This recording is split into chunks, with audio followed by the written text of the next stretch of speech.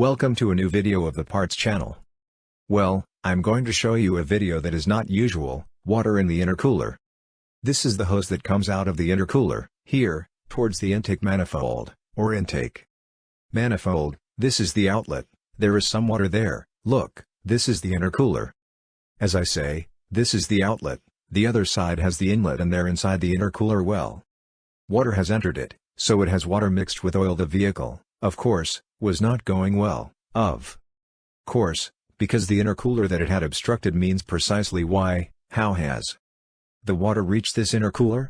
It turns out that the man had to make a delivery of merchandise at town, because it was quite far away and knew a shortcut, which was a track on which all-terrain vehicles circulate. Of course at this time there is water and a puddle has been waded, well.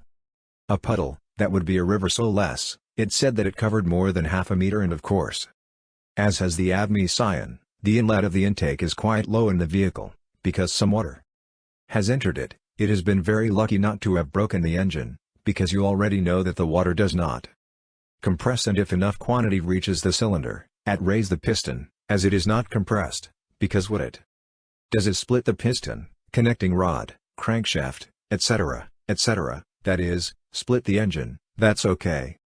Unless you have a snorkel in the vehicle or the intake that is higher than the puddle or the stream that you are going to wade, you already know that you do not have to go there. It is not something unusual.